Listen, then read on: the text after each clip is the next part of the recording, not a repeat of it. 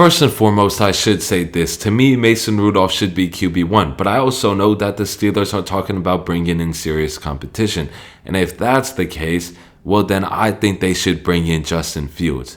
And in Arthur Smith's system, I think that both Justin Fields and Mason Rudolph will do very well because there's going to be a lot of play action pass, and both of those guys have very, very talented arms. And when you spread things out wide, yes, Mason Rudolph can do a lot of very nice things, and he proved that in those couple of weeks.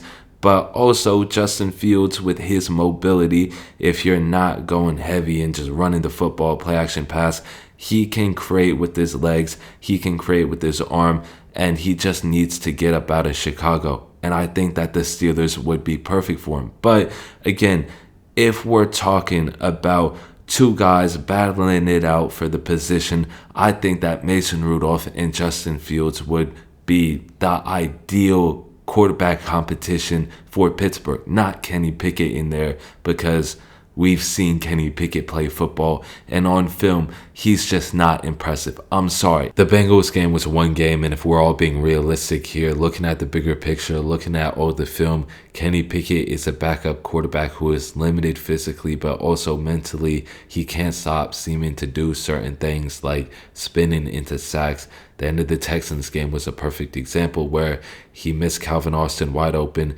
spun into a sack, and then ended up getting injured as well. So there you go. But Arthur Smith loves concepts like post dig, and you want a guy who can get the ball out fast, but can also rip it downfield on a deep post. Mason Rudolph can do that for you. Justin Fields can do that for you.